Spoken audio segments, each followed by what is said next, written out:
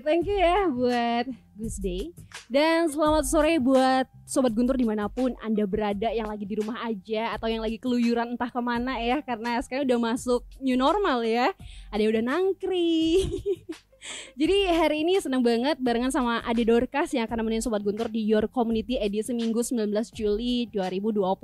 Dan di sini Ade akan nemenin Sobat Guntur sampai kelar di jam 7 nanti. Dan Ade nggak sendiri, hari ini di Your Community ada komunitas yang kece badai. Yang nemenin Ade di sini ada Buleleng Social Community. Dan di sebelah Ade udah ada Kak Eka, ada Cici, ada Saka. Boleh suaranya cek dulu ya. Gimana kabar ini ya hari ini? Oke, tes mic dulu. Oke, kita baik-baik aja ya. Masih tetap semangat ya. Walaupun di new normal ya, semangat kita lebih semangat lah. Oke, Cici gimana? Senyum-senyum ya Cici ya. Iya, karena hari ini adalah hari yang sangat bahagia menurut saya karena sudah diundang oleh Radio Guntur untuk datang ke sini. Wow, pantas dari tadi udah senyum-senyum gitu ya, bahagia banget Cici ya. Saka gimana nih? Dari saya hari ini itu hari yang sangat spesial karena di sini memang wow gitu. Jadi pertama kali di sini. Nah, dari saya sangat senang di sini karena bisa membagi pengalaman saya di sini. Wow, jadi ngerasa wow ya, Saka ya. Wow karena di depannya ada Ade kali ya. Aduh, GR gitu ya. Nah, jadi nih kalau kita bahas tentang Buleleng Social Community, Ade sempat ngintip nih ya di laman Instagramnya. Bener nggak sih laman Instagramnya itu Buleleng_social_community? Iya, betul. Wow, Ade juga cek loh postingannya ada berapa banyak. Sampai dihitung ya. Saking keponya gitu ya, saking pengen taunya Buleleng Social Community ini apa gitu ya.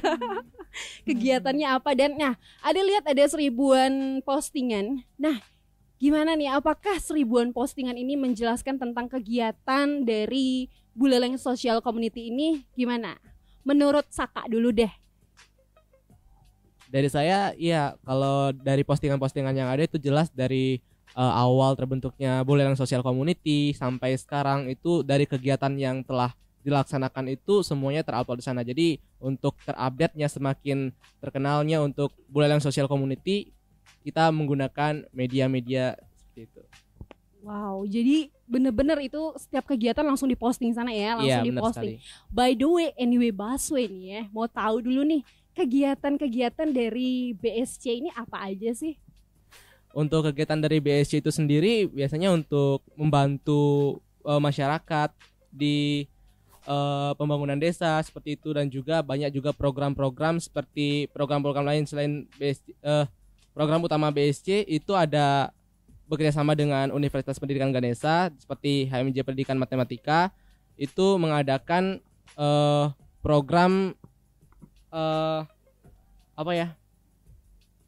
Taman Cerdas Ganesha yang memberikan edukasi kepada siswa-siswa. Wow, kalau menurut Cici gimana? Kalau menurut saya dari Buleleng Social Community memiliki banyak program di antaranya tidak hanya bedah rumah, tidak hanya membantu masyarakat juga, tetapi di Buleleng Social Community juga mengadakan Smile Education. Nah, Smile Education ini memberikan pembelajaran bahasa Inggris yang gratis untuk anak-anak yang ada di desa juga. Oke, jadi itu penjelasan dari Saka dan Cici. Mau dengar dulu nih dari founder BSC-nya ya. Menurut Kak, mungkin dijabarin lebih kompleks lagi gitu ya. Sebenarnya kegiatan-kegiatan di BSC ini arah dan kegiatannya ini seperti apa aja? Oke, baik Mbak Ade ya. Terima kasih ya teman-teman. Nah, ini 2 adik-adik saya yang handle di sisi pendidikan ya. Secara umum kegiatan BSC itu kita dibagi menjadi beberapa bagian. Yang kegiatan rutin biasanya ada bedah rumah, terus kunjungan door to door itu setiap hari Minggu. Kita mengunjungi beberapa lansia kurang mampu atau keluarga kurang mampu yang ada di pelosok-pelosok desa. Nah, di sana kita biasanya konsepnya adalah berbagi sambil refreshing. Nah, ada refreshingnya ya? Iya, biar seimbang lah. Biasa kalau misalnya kita kayak arah barat, nah di barat ada apa? Misalkan ada pantai atau ada tempat ibadah, langsung kita ya sembahyang di sana sambil kita berbagi, itu konsepnya. Nah yang ketiga, kita juga banyak punya anak asuh ya, adik-adik asuh atau anak asuh yang ada di seluruh Kabupaten Buleleng tersebar ya. Nah itu kita untuk mereka yang kurang mampu, segala kebutuhan sekolah baik bulanan itu yang kita fasilitasi dari orang tua asuhnya. Itu. Nah kegiatan berikutnya yang keempat adalah menanggung ya biaya perawatan kesehatan bagi masyarakat yang belum tercover jaminan kesehatan, baik itu yang mereka karena sudah dirawat di rumah sakit yang perlu pembiayaan ya. Nah kita yang cover, itu pun dikondisikan dengan ini ya, dengan dana yang kita ada. Kayak kemarin kita biayai salah satu operasi salah satu adik ya yang dirawat di rumah sakit juga ya, syukur ya 3 hari dia perlu misalkan 15 juta, kita 3 hari dapat 21 juta, ya udah tercover. Nah yang terakhir,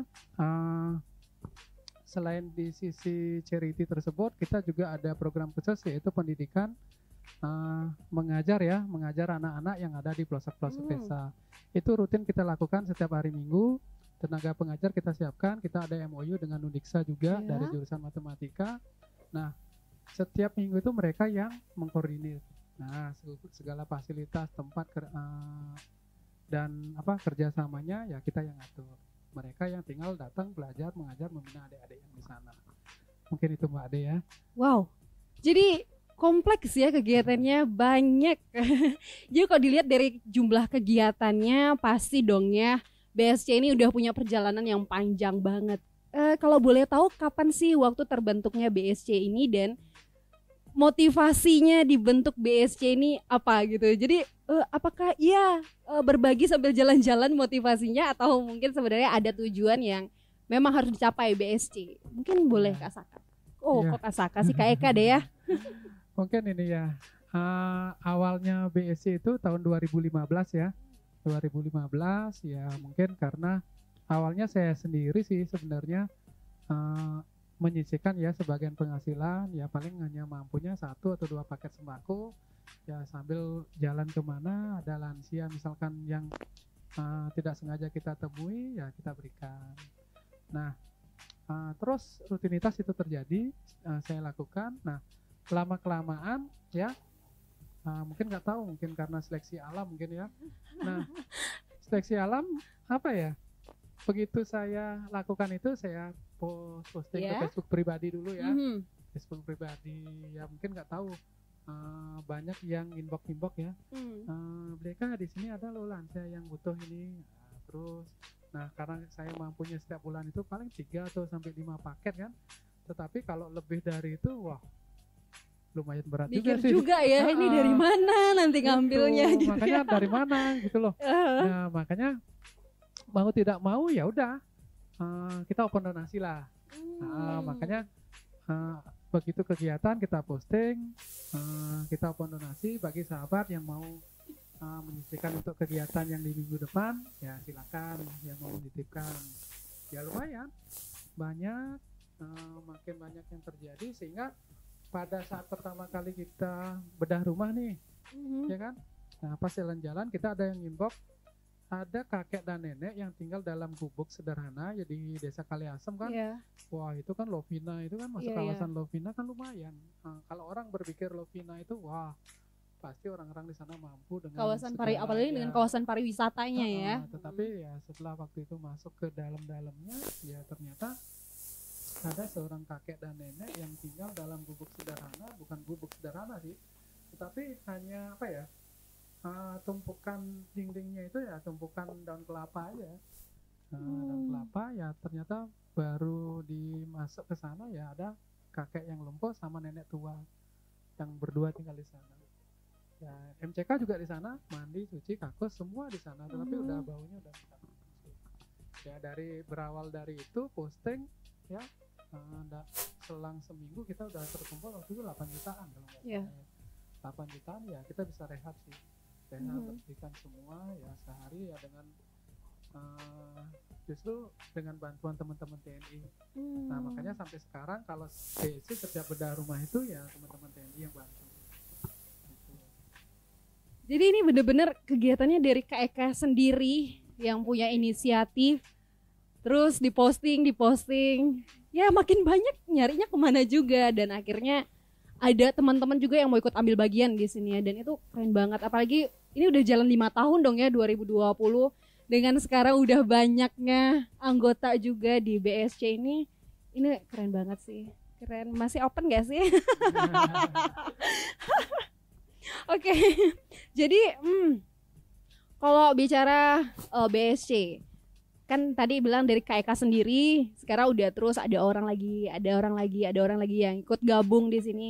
Kira-kira kalangan orang-orang yang ada di dalam anggota BSC ini dari kalangan mana saja sih? Apakah itu mahasiswa, siswa, atau mungkin ada juga pekerja-pekerja yang ternyata ikut bergabung di BSC ini? Boleh, Saka? Dari sepengetahuan saya itu di anggota BSC itu mayoritas sih masih pelajar seperti kita, itu mahasiswa, dan saya lihat juga ada beberapa bukan beberapa sih, banyak juga itu terdapat dari kalangan orang tua yang ikut berkontribusi terhadap kepentingan masyarakat yang bisa dibilang kurang mampu. Jadi kita di sana sama-sama memberikan bantuan kepada mereka. Itu merupakan bentuk kepedulian kita seperti itu. Mungkin dari saya. Oke, jadi berarti ini kalangannya terbuka umum gitu ya sifatnya ya, nggak yang cuma untuk mahasiswa aja, nggak cuma anak muda aja gitu ya, karena kayaknya kan masih muda juga ya Kak ya. 20. Oh iya, 20 beberapa tahun yang lalu gitu Kak. Dan ya kayak tadi dibilang sama Saka ya, di sini juga ada pekerja-pekerja juga yang ikut gabung di BSC ini, yang punya kepedulian, yang mau ikut berbagi bersama di sini. Nah, kalau boleh tahu gitu ya, ada nggak sih support system yang menonggak komunitas ini? Maksudnya ada nggak sih orang yang atau badan di belakang kita yang nonggak BSC ini bisa terus jalan sampai 5 tahun sekarang ini? Kalau sampai sekarang ini kita jalannya independen ya, tidak ada arahnya ke arah manapun, kepentingan apapun. Kita memang murni ke sosial, murni kita dari kepedulian hati kita yang paling dalam ya, membantu sesama ya. Nah, kita juga bisa jalan tentunya ya harus ada sinergi ya, baik itu dari pemerintah daerah, dari TNI Polri ya, teman-teman dari Undiksa juga ya. Tetapi kalau dari pendanaan kita mandiri. Kita ada donatur yang masing-masing ya secara pribadi ya. Ada yang nyisikan 50.000, ada yang 20.000. Nah, itu yang kita kumpulkan. Nah, kita juga reportnya setiap bulan ke mereka. Nah, sampai saat ini ya, saya sangat bersyukur juga BSC juga masih dipercaya ya sama sahabat-sahabat donatur untuk berbagi kebahagiaan, cinta kasih terhadap sesama yang memerlukan ya. Pokoknya ya kita siap ya menjadi jembatan mereka lah. Ya, wow. Jadi independen ya, ini benar-benar murni untuk kegiatan charity, untuk kegiatan sosial gitu.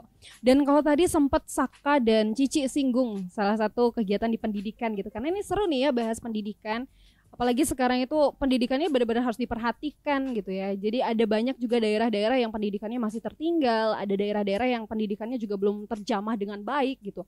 Nah, dari Saka dulu nih yang sempat tadi menyebut tentang Taman Cerdas Ganesha. Nah, jadi di Taman Cerdas Ganesha ini kegiatannya apa saja, dan kalau boleh tahu kenapa sih bisa punya keinginan atau punya tujuan untuk membentuk Taman Cerdas Ganesha ini? Ya, jadi awalnya itu dimulai dari melihat situasi yang ada di masyarakat, di mana terdapat kesenjangan sosial itu di antara masyarakat pedesaan dan juga masyarakat mungkin yang ada di perkotaan. Nah, di sini dari kami, dari BSC sendiri dan juga dari HMJ Matematika Undiksa atau jurusan Matematika Undiksa itu bekerja sama untuk membentuk suatu kegiatan di mana kita itu bisa berkontribusi terhadap kepentingan mereka.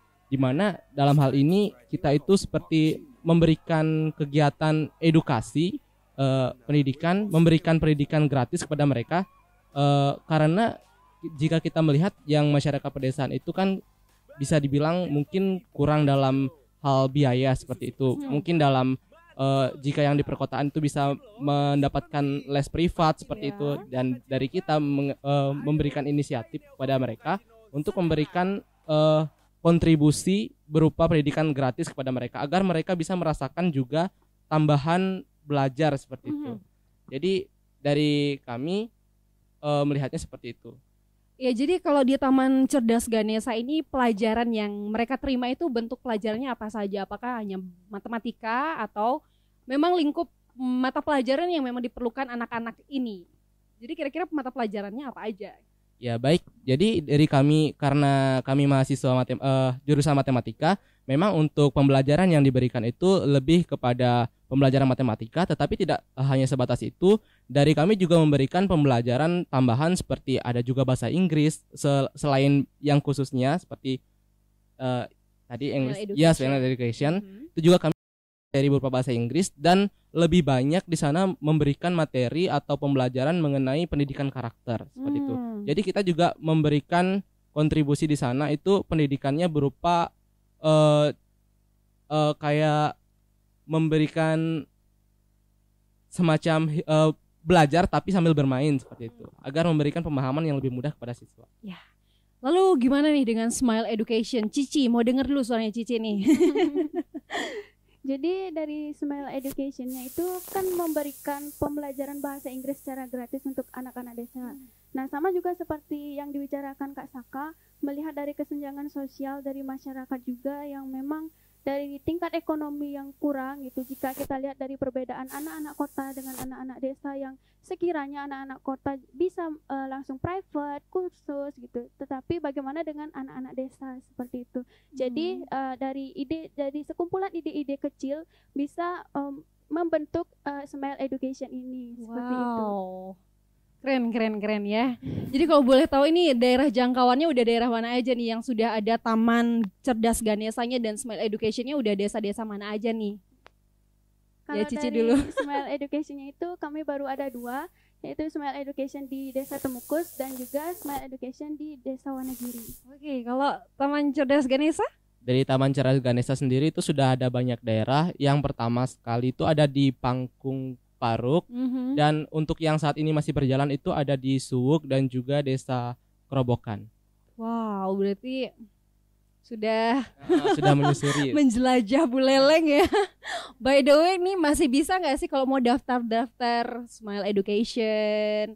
Dan ini sasarannya untuk anak SD atau maksudnya memang SD SMP? SD SMP Dan ini masih terbuka, maksudnya untuk siapapun yang merasa masih terbuka dan akan terus terbuka ya.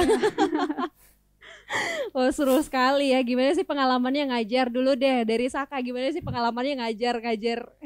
Nah, pengalaman dari saya sendiri itu memang sangat terkesan di sana, karena apalagi dari kita sendiri itu jurusan matematika, mungkin terlebih di prodi pendidikan matematika itu kita diajarkan bagaimana pengalaman kita menjadi seorang guru, mendidik siswa, bersikap sabar terhadap siswa seperti itu. Sabar ya. Jadi di situ kita memiliki pelatihan mental yang kuat. Di sana kita terbentuk suatu pengalaman untuk kita berinteraksi di dunia kerja seperti itu.